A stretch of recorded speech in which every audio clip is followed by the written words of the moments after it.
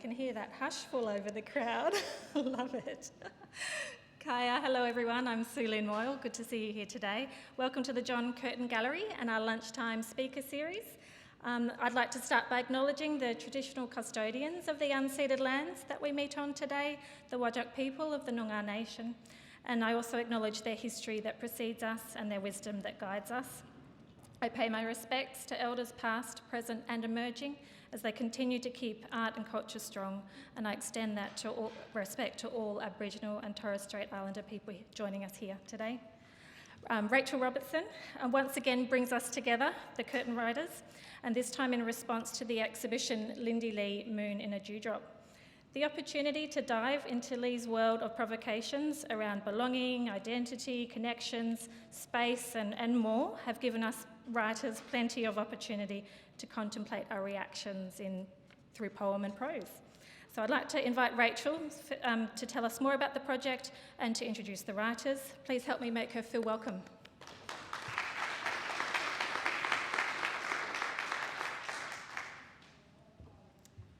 Thank you, Sue Lynn, and good afternoon, everybody.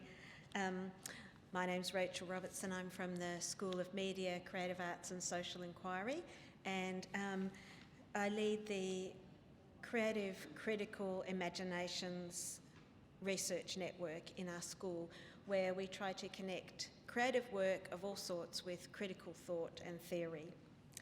And so this is part of that, an initiative of that research network. It's our 6th Writers Respond event in the gallery. We had 4 last year. We've had 1 previous one this year. And for some of our previous publications, previous events, we've had publications in special journals. But at this event, we've had the wonderful opportunity to produce a book of our writers' responses to give you all a copy today. So before you leave today, please pick up a copy of this book, Where the Ink Falls. So what we do with these events is we ask a number of writers and academics, staff or students to come to an exhibition and to write a response, an original creative work of poetry, prose, fiction, personal narrative, reflection of some sort. And we ask them to do that quite quickly, so it's a sudden form of writing. You have maybe a week or 2 to produce something, and then we read them out to people like yourself, and thank you very much for coming here today. And in this instance, we've also printed them. So of course we had 2 weeks to write and produce our works, and then we had them printed, laid out, printed and bound and delivered within another couple of weeks. So it was a very speedy process, unusually so. So 4 weeks to publish a book is quite unusual, very fast. So I'd like to do some thanks first while I have the floor. So firstly to Lindy Lee, the wonderful artist in this exhibition, and the MCA, which is the original gallery that this collection came from. Thank you also to the John Curtin Gallery and a number of people who've been really key. The Deputy Director, Jane King. Thank you, Jane, for being so supportive with this project. Thank you, Sharon Baker and Sue Lynn, Adrian Moll. Sharon and Sue Lynn have been absolutely wonderful. They've done all the design, layout, liaising with printers, organising it so that we can do this event, and they've been marvellous to work with. My own school, Media, Creative Arts and Social Inquiry, have funded the printing of this publication, and I thank our head of school, Professor Umberto Alsando, and other staff in the school for helping us. Thank you also, Umberto, for your words. I gave Umberto only, in fact, 24 hours to write a flap endorsement, and he did so in both prose and poetry, which I found really impressive. Thank you also to Kate Noski and Paul Hetherington for writing endorsements for the other flaps. And thanks to my colleagues Anne and Danielle, who helped with some of the copy editing and advice with printing and looking at printing prices and so on. All of the contributors, thank you all for contributing. And there are 3 contributors who aren't here today and won't be reading for various reasons. So we've left you to read their work in the booklet in print. The people reading here today, the poets will read their full poems, but those of us who've written prose will read just an extract. So it will give you a bit of a taster, and we hope you'll follow up by picking up your copy of the book and reading. All of the contributors are staff either in my own school or in the School of Education, who we're pleased to involve in this project. And I hope that you have the opportunity to follow up and read their bio statements in the book as well. This is being recorded today for the gallery website, but we'll also be making some special podcasts of this at a later date, and they will be posted on the gallery website for people to follow up with and available from podcast platforms. So I'm going to hand over now to our first reader, Chen Gong, and Chen will be reading her poem firstly in Chinese and then in English. Thank you.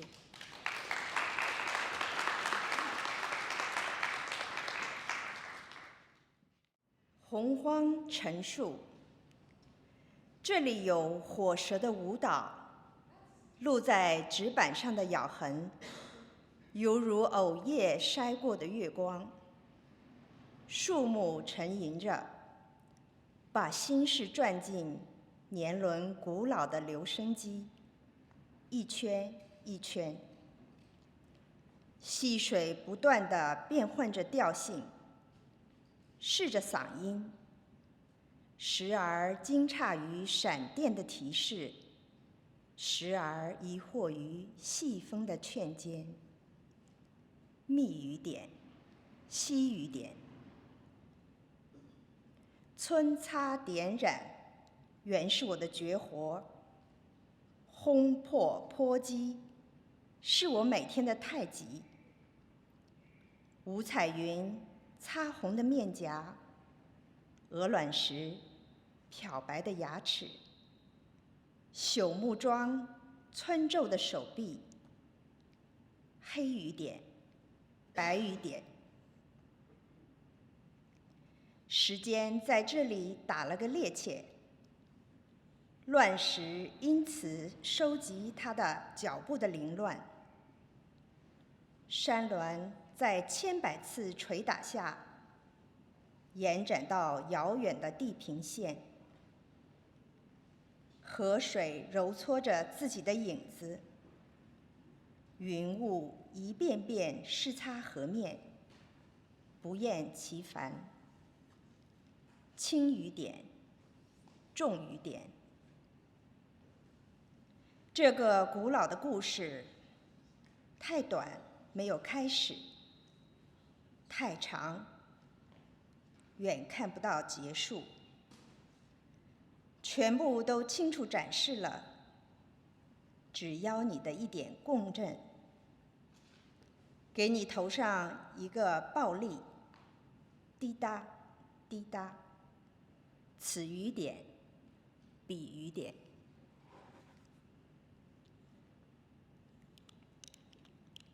The narration of the cosmos.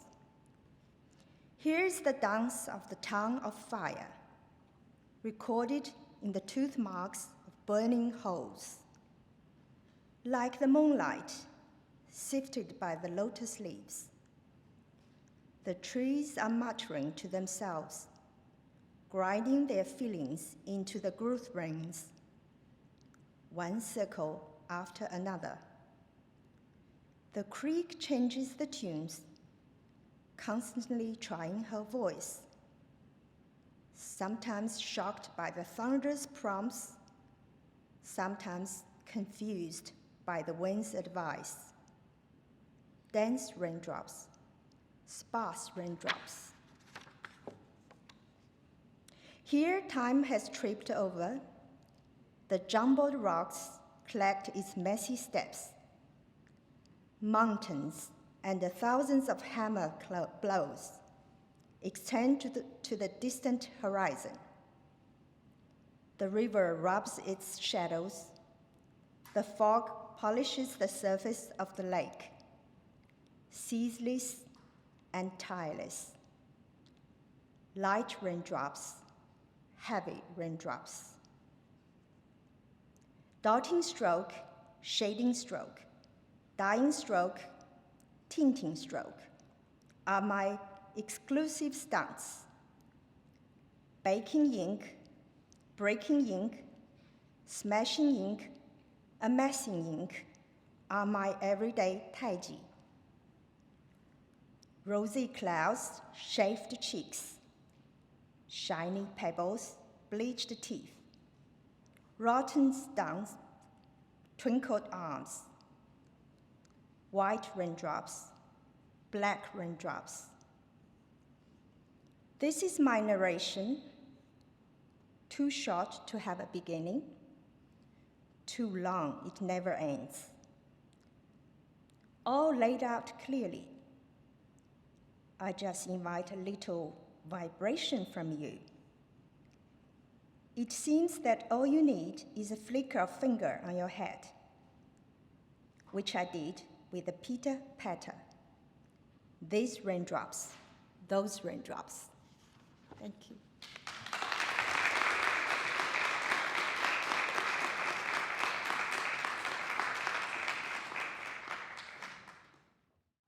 Between you, me, and Lindy. It's early in the night and you're already dozing. You're exhausted from working 14-hour days, starting so early so you can finish in time to see me and our daughter. I know that we're trying to stay humble and grateful for the things that we have, even though every day feels never-ending, yet months just slip away. I'm writing you this letter because if I don't, these thoughts will slip away, and I insist on finding a way to press my thoughts onto you. Otherwise, where is the space of a relationship? How do we glimpse each other and meet in between, rather than passing one another? I went to the exhibition opening for Lindy Lee, Moon in a Dewdrop, with Aki tonight. We were able to see the show before everyone else, which was lucky because then Aki had a toilet accident. The show includes some of Lee's earlier pieces, where she worked with photocopies of Western art historical masters. A piece in particular, titled The Silence of Painters, has been celebrated for her critique of postmodern mise en abîme, not only because it's an image made up of images, but as reproductions of reproductions, she emphasises how reproducibility generates power and cultural capital. Walter Benjamin, Lucy Lippard, Linda Nochlin, John Berger, and Arthur Danto are obvious figures to guide interpretations of the work. But instead of leaning on theory and criticism, I'm caught remembering my dad's hallway. Do you remember this story?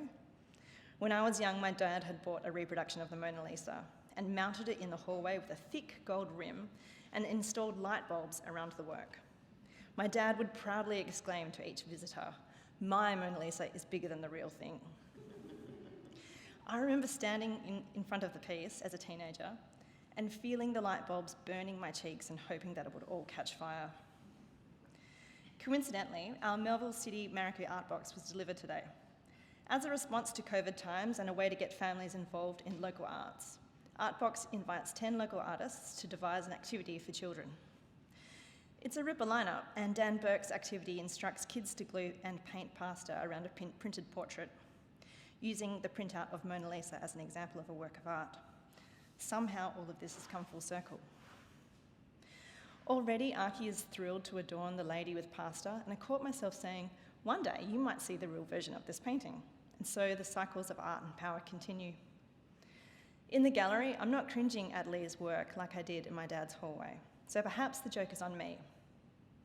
In The Silence of Painters, Lee points to how reproduction is fundamental to the machinations of art history, where framing power relies on a copy referring to a sacred original. At the time of making the work, Lee called herself a copy of a copy, no doubt expressing feelings of ambiguity and ambivalence around identity that reproduction inevitably creates. Similarly to Lee's family, my Chinese ancestors fled, sometimes unsuccessfully, from persecution during the Cultural Revolution. They fled to Hong Kong and then to Australia, and Lindy and I were each first-generation Chinese Australians. When I hear her say that she felt like a copy of a copy, I can feel similar reverberations of dislocation, broken familial memory and lineage. I feel unmoored and confused. Will Aki feel this way too? Like another copy further detached from something we can't even begin to understand? I feel so sad that it's unlikely we'll go to Hong Kong as a family together. Not anymore after what has happened to our city. And so perhaps Lindy Lee, Dan Burke, Dad, and Aki are all right. that objects gain power and magnetism through their reproduction, because copies accelerate the desire for more copies. It doesn't matter if it's kitsch, parody, or just simply about relishing a work of art in your own home, especially if it's bigger than the real thing. I'll likely rely on showing Archie photos of Hong Kong and our family holidays and talk about how that city once was. And she'll only know about that place and those images and those times through stories and images. Thank you.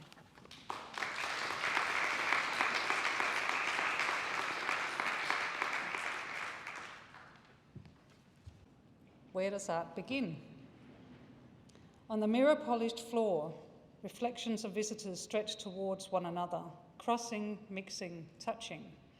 Sometimes their edges are softened by the brush of a shadow of someone else moving past. Sometimes they stand alone, but always contemplating the art in front of them. Curling down one wall, sheets of paper cascade with ink flowing according to a random natural order. On another, sheets of steel punched through with holes of all different sizes unfurl as if by gravity. The holes, the edges, and the blackened steel play for attention in the shadows and light they cast on the wall behind them. They are apart from their reflections on the polished floor, where they mix with the mirrored spectators, whose shapes, unaware, become one with the art. On the other side of the country, the negatives of these steel sheets sit flat on the wall of the artist's studio. Residue of many-sized black dots will be found there. Prints that came into being as ribbons of steel were painted black. Though unseen, they are not separate from the shadows and reflections created and seen here. The difference between hearing and listening, Solnit says, is that to hear is to let the sound wander all the way through the labyrinth of your ear. To listen is to travel the other way to meet it. Looking and seeing may be similarly related. If to look is to let your eye take in what's in front of you, then to see is to release yourself to meet the image in the space between. Seated in excitement in the rows of a small lecture theatre, art students, colleagues, writers, artists talk passionately about something, everything, and nothing. Unaware of how they know to do so, they hush. A woman with black hair, flowing movements, and a strong gaze stands in the semi-darkness next to a large screen where images of her art is projected. She begins to speak. As she tells of leaden custard, a dish she once concocted in pursuit of her art, she takes a few steps to her left and is suddenly fully visible in the light that reflects off the screen. The projected image cuts across her face and marks her skin. One thing grows into the next, she says. The space she's been given in which to speak is away from her studio, so she tells of her history, her philosophy, and how she works as an artist. Otherwise, she would be the sound of her practice, and her practice the image of her. In that way, she exceeds her work as her work transforms her. On the gallery floor, the viewer sees and understands this, while ideas sprint for meaning and spins us in their middle, reaching for ever bigger questions. Where does art end? Where do we begin?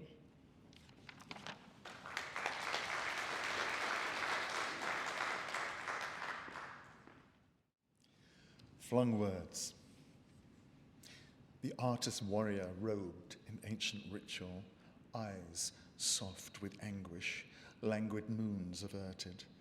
The grief of learning in torn times, tears in the diaspora, the schism of ancestry writ on an empty page, the complexity of displaced roots desire recognition, a sense to belong in a single space, to end coming and going, the circle of kin restored or anguish in loss. Knowing a declaration to belong is admission of unbelonging. The irony of connection in the othering of others. Delusion is captive misconception of self. Opportunity is lost too, a break with embellishment and desiring another. Explodes constraints. Truth is trust and faith as you look in the rearview mirror to see where you are going. A glance from now to what will be in the instant of connection. walking in the effervescence of rain and snaking light, dancing in percolation of thought, rising like bubbles in champagne, a tenderness that dissolves precise perforations, punctuated fabric of light, the symmetry of emptiness, a delicate frailty of illusion in the art of rest. The essence of what we are is change. In a speck of time, the fleeting surprise of existence dissolves. We are mere fluttering of wings on borrowed country, the fallacy of hubris, some slight inhalation, an embodied chance, a brief displacement held momentarily and exhaled in a single breath.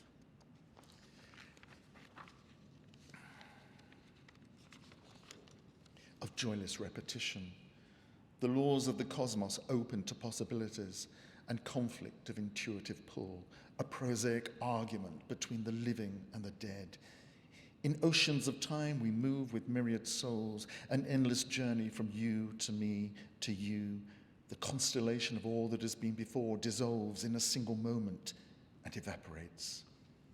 In a mark is the essence of everything, a single heartbeat of infinite souls. It is the paradox of being, the infinitesimal calligraphy of the universe. Time taken in the revelation of silence, the solitude of synapses, a meditation before incarnation in the circumference of light, a journey to learn the locus of integrity and wisdom. She enters the foundry, nervous with possibilities, a space of flung crud forged in the philosophy of heat. Songs of pyromania incite the love of fire and choke of smoke. The intensity of heat incites meaning. Intuition is the compass of inspiration, anticipating the embodiment of chance to mark the world. It is accident and the weight of the ladle that decides the detail of random flow, the expression of splash and ripple contained by a friction, an invisible hand that draws a boundary in time, indivisible invisibility fossilized in perpetuity. The essence of everything encapsulated in a single drop. In the blankness of mind is the ghost of bronze, calligraphic casts, illusions of molten gold, forged departure, a finality at the weight of friction. The boldness of darkness emboldens light, a communion of stars, aspiration before dawn, between nothingness and being, not as dichotomy, but one within the other, a folding on itself, one with the other, a continuous loop from the macro to the micro and back again, conjoined in perpetual existence of intimate connections from a millisecond to infinity, some slight oscillation between being and becoming, a symbiosis, each revealed by parity of presence. There is less that separates and divides, a constant journeying from material to what is beyond touch, like grasping the shadow of a feather, the beauty of coincidence in the mindfulness of movement that avoids catastrophe, the shadow play of chance poured with practiced hands, each mark the embodiment of precise moments of parts encapsulated in the whole, unified disorder, chaos contained, a frenzy of direction, molten murmuration, explosions of space confined by fire and rain, the Gaia held at the center, an invisible fulcrum, the core of the essence of stasis and change in the craft of knowing, the moment freed from perception. We see the unique shape of being in the chaos of a brushstroke. The purpose of chance is the essence of meaning. Marks incite marks, forge intersubjective coincidence between strangers. The silence of mark raises its head in the breath of utterance and flies from the paper to live with you. If in the story you see something, it already exists within you. A time to see the cosmos in a grain of sand.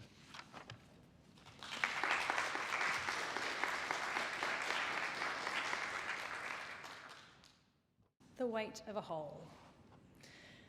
The weight of feathers. I must have been quite young when I first encountered the question of what was heavier, a ton of feathers or a ton of lead. The trick question was successfully navigated, but in answering it, an image evolved that has stayed with me. I conjured up two very different pictures. One was a scrap metal yard seen from a slightly elevated angle with a block of lead, smaller than a car, bigger than a shoebox, firmly plonked on a set of industrial scales that confirmed the weight of a tonne. By contrast, the feathers, that were much less easy to contain, proved problematic, because in my mind I was worried that if they were contained in, say, a Hessian sack, it would add to the tonne and therefore give an incorrect weight. I was clearly overthinking the question. So I had to imagine a way that the unruly tonne of feathers could be weighed but not contained. I pictured a room entirely full of white feathers, and I invented a pressure pad type floor that became the device which in turn weighed out the tonne. It was a wondrously paradoxical, heavy, light, feather-filled gallery space, and I can still clearly picture it in my mind today. Keeping things in your head is good to a point, imagining what it might look like, what it might feel like, but that can only go as far as your mind knows. I guess Martin Creed's galleries half full of coloured inflated balloons and Anthony Gormley's rooms full of fog would have started like that, in the head. The weight of paper. The weight of paper is measured in GSM, grams per square metre. Imagine a square metre of paper set on a set of scales. The floppiness of thinner paper allowed it to sneak away from the surface of the scale, a bit like the feathers escaping capture, making its GSM smaller and smaller by virtue of its thinness and suppleness. Heavier paper, like almost card-like paper, held firm by its own thickness of strength, would obligingly stay put, perfectly horizontal, allowing for the fullness of its weight to be collected on the scale. A hole in a piece of 300 GSM paper also holds its form, contained and secured in a circumference of woven cotton fibres. Arches paper, thick and heavy and still made in a mill in France, has deckled edges that support the holes in worn and warm parallel lines. Deckled edges have the quality of a winter shadow, furry and muted. The burned holes burrow into the paper, nudge and sometimes break the shadowy edges. The holes have a soft, heavy weight, the weight of a hole. What happens to the weight of paper when half of it becomes a hole? What would the scale say now? Does the weight of a hole correlate to the weight of the paper? Is a hole in steel heavier than a hole in paper? And what is heavier, a tonne of holes or a tonne of holes tied together with string? The weight of custard.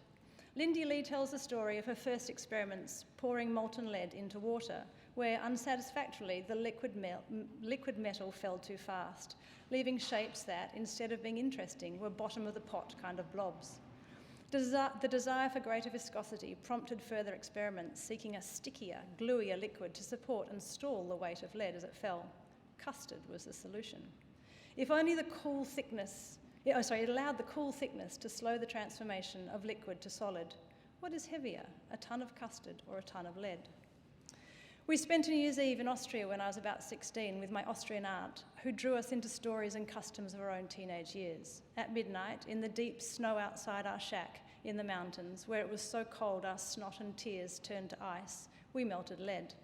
The tradition of Bläggeisen involves pouring the liquid metal into an old saucepan of freezing water and then reading the shapes that formed as a portent to the year ahead. They all seem to look the same, like misshapen fishing sinkers. If only we'd had custard. The weight of oil. The fundamental principle of lithography, a type of printmaking, is that oil and water don't mix. A waxy crayon is used to draw on a porous stone, which is then flooded with water.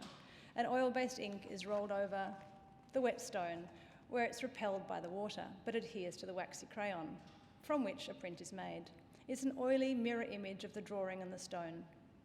Hessian put through a photocopier, on the other hand, is neither mirrored nor inky, but instead half the image is printed on holes.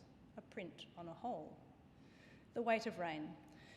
The curiosity of viscosity that drove the custard water question could be extended to ink. To discuss the viscosity of ink and the blackness of black is a particularly printmaking thing, but like the fall of the lead, the thickness of ink will determine if it falls or sits on a surface in a particular way. Too runny and it seeps, too rigid and it fails to transfer to the paper. You can read this in a printmaking manual, but can only know it by experiencing the matter of ink. I want to imagine what would be the difference between less viscous ink flung on heavy GSM paper, left in the rain, and more viscous ink flung on lighter GSM paper, left in the rain. And what if the ink was oily? And what if the holes were burned or cut? And the rain heavy or light? Would the ink pull or pull? The weight of a dewdrop. The precariousness of dewdrops on the lupin leaves this morning when we walked through the field was evidenced by the position of the lupin plant itself. If nestled near a tree in the long winter solstice shadows, the drop holds fast in its windless shadowy space, but if positioned beyond the shadows and touched by the sleepy northern rays, it disappears. The form of the leaf holds the dew to a point, but like the paper on scales, must hold the weight of itself, and now a dewdrop too. I wonder if the weight of each individual dewdrop varies because of the GSM of the leaf on which it forms. It turns out the weight of a feather pillow is measured in grams per square metre, and a square metre of lead at 9 centimetres thick weighs a tonne. The weight of a whole remains elusive.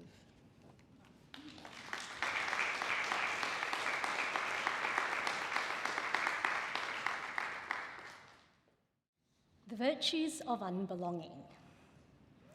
You speak Hokkien with an Australian accent, says the friend with passable Mandarin and perfected Singlish. My face turns a shade of embarrassment. To overseas relatives, my English is like words spoken through a mouth full of potatoes. A man once told me, "Your Aussie accent is so thick. My lungs ballooned, diaphragm rhythm stuttered, an involuntary wordless response to the bloke from Queensland." In 1977, our family journeyed across the Indian Ocean, carried on the metal wings of a silver phoenix.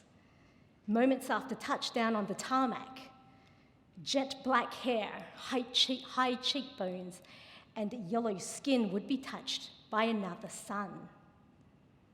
Dressed in neat and tidy clothes, the small children were well behaved and quiet.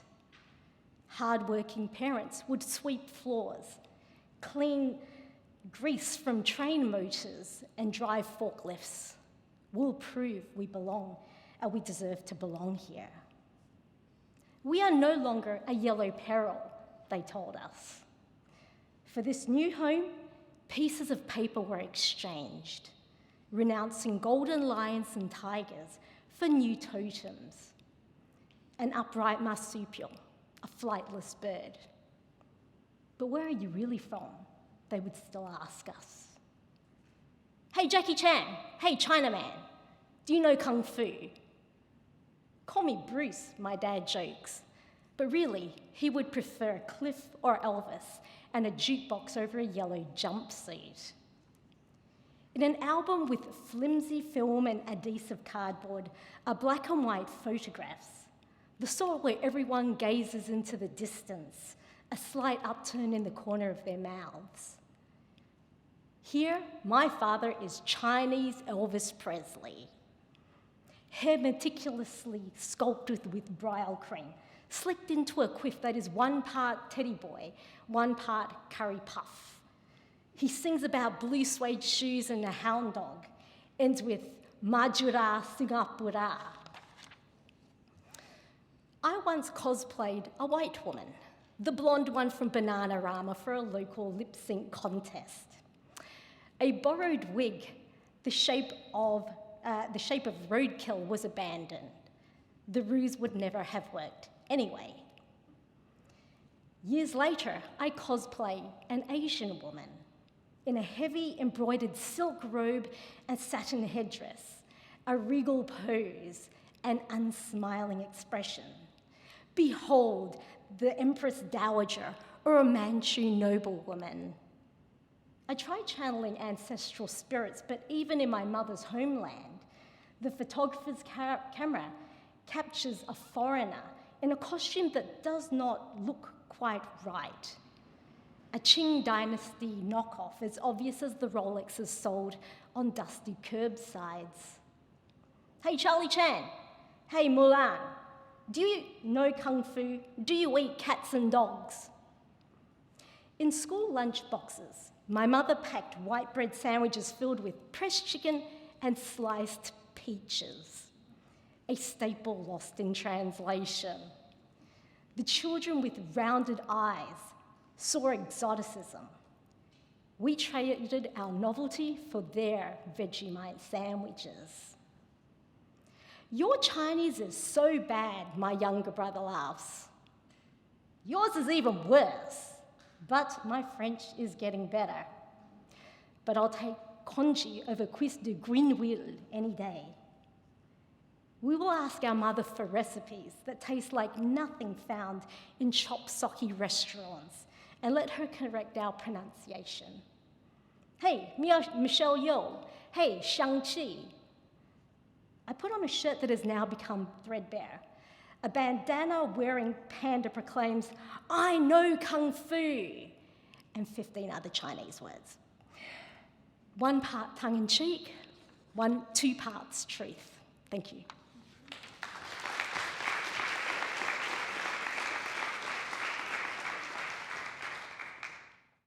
Flung ink. Ms. Smith teaches English at Bemidji High School, the only school in a town with a population of 12,000 for students in grades 9 to 12. Each year group has approximately 300 students, though the numbers dwindle as graduation approaches and students drop out. Many years later, I would learn that the region has a school dropout rate of 8%, which is surely a contributing factor to the nearly 19% of residents living below the poverty line. The national average is 12% in poverty. However, the privation is hard to spot, especially among the students who live beyond the city limits, their homes tucked away in the rolling hills and dark pine forests. In my final year as a student, Ms. Smith offers an elective in creative writing. I can't imagine how she got approval to do it, since education budgets are tight and there are fewer than 20 interested students. In fact, even some of the students who enroll do not seem particularly interested. But I am deeply motivated, more so when Ms. Smith returns drafts of my early submissions with rapturous feedback written in green felt-tip pen. At the end of the semester, I submit a thick portfolio of poetry and short fiction. When I graduate, Ms. Smith finds me after the ceremony to give me a poem-sized book titled The Pocket Zen Reader. Inside, I find she has written an inscription: "Pair, for inspiration, achieve great things, achieve happiness." In the case of Kennedy versus Bremerton School District, the United States Supreme Court decides that a government school employee can pray when supervising students. The case is decided on the 27th of June, 2022, based on a football coach kneeling in prayer at midfield after games. What starts as a solitary habit becomes, over time, a team activity. Students join their coach, and the practice of prayer mingles with the tradition of the sport's pep talk. Will the supporters who rally behind a Christian coach be as supportive of a teacher who could be seen to promoting Zen Buddhist philosophy, much less Islam?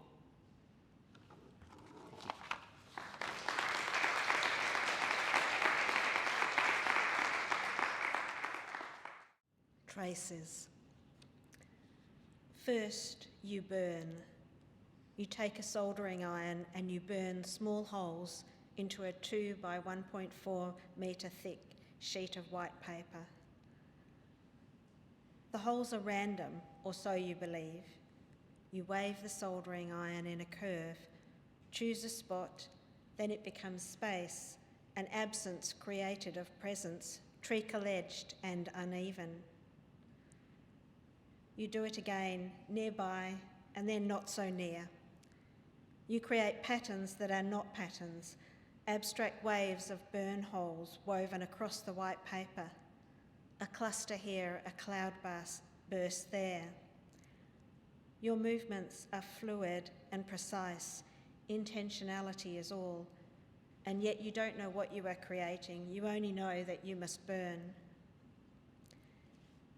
Next, you place your paper outside on a sheet of plastic laid on the grass. You fling black ink at the page, your arms swinging in wild, slow arcs, tossing unformed words on the paper. Channeling an ancient form of calligraphy, you hurl the ink in lines and curls and dots, watch it settle on the paper and travel, pool or drain. Now you wait. In your mind, you imagine a summer shower, sweet-tasting drops sparkling in the morning light. The rain that comes is a deluge, drenching your page. No matter, it is still life-giving, life-destroying water. You leave the paper, wet with rain and ink, and watch it develop its own finished story. It may rain again, it may not. The ink may fade a lot or a little. The paper may curl or absorb more water. Everything is process, and the process is no longer of your own doing. You watch and you wait. One day you will know that the process is complete, and you will bring the paper under cover and allow it to dry, and you will give it a name, Raindrops on the River. I grapple with time, with the long, graceless fall towards my 6th decade, an altered face in the mirror, hands and feet colder, thought slower, gradual bodily transformations as the world around me changes more quickly than my mind can grasp. The second bedroom is empty now, the furniture gone, a single jacket in the built-in wardrobe, the bookshelf bare. A few old toys lie on the carpet. A school badge hangs alongside the scratches on the wall. Dust collects in the corners. Mostly the door is closed, keeping a familiar smell captive for just a little longer. The house creaks and echoes with new phantom sounds in the night. There are moments of stillness in this flux, a Chopin nocturne, a white tree trunk lit by the burnt orange afternoon sky, the sound of soft rain shaping the garden, an artwork that speaks of time and impermanence, of emptiness as infinite possibility. Thank you.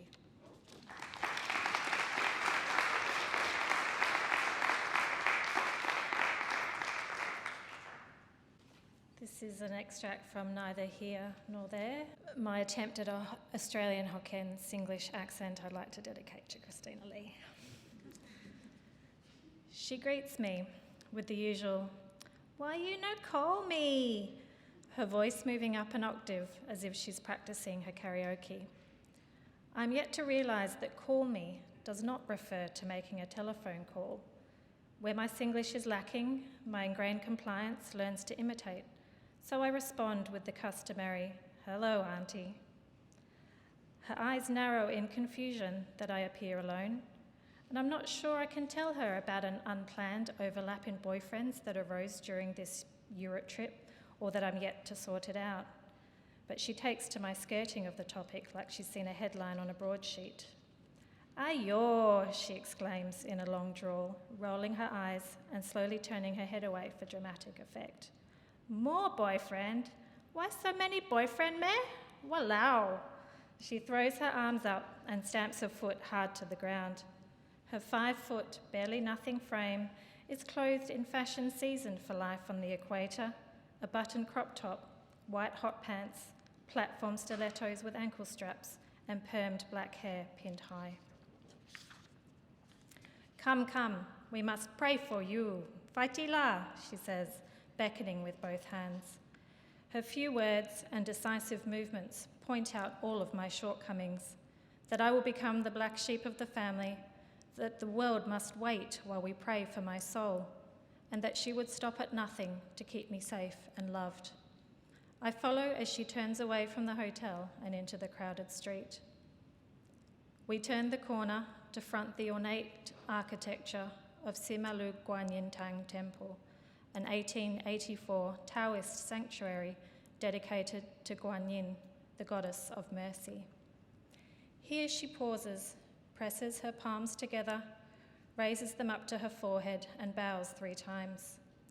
My imitation is a lopsided single bow, the corner of my eyes still watching her.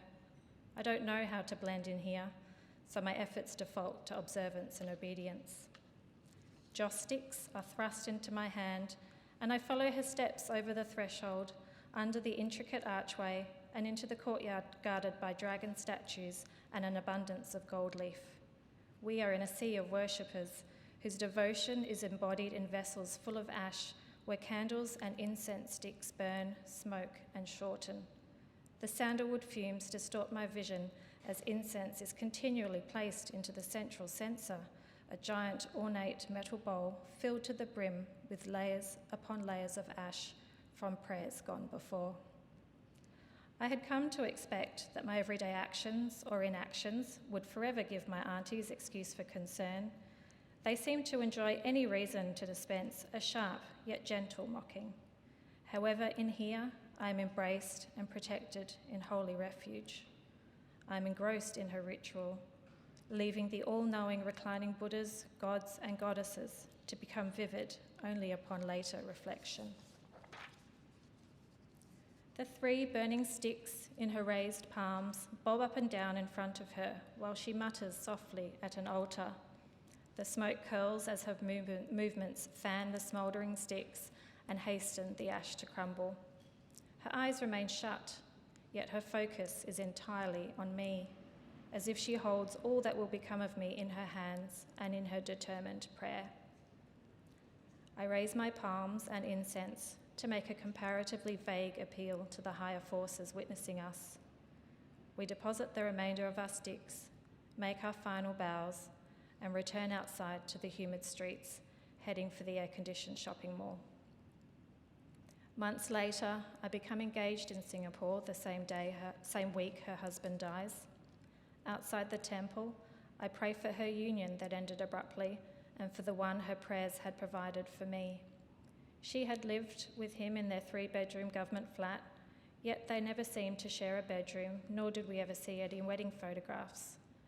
Over time, we saw him less as he busied himself in business, while she began to bring her boyfriend to quieter family dinners, where to talk to him would be to lose face. She sets the groom's challenge for our wedding tea ceremony: sing a love song by Andy Lau or be refused entry to my parents' house, north of the river. The karaoke queen's slender neck sharply juts out of her stiff-collared silk cheongsam and relaxes into a resigned sigh when a tone-deaf groom fails to recall a single cantopop note. "Why like that, law? And mo are you?" she says with a wagging finger and exaggerated disappointment. In 8 inflected syllables, she tells him he's just another Caucasian who can't sing karaoke, that my parents failed in their responsibility to ensure that I marry well. Or perhaps it was she who mixed up my boyfriends in her temple prayers, and finally assures him that she is his auntie too. Thank you.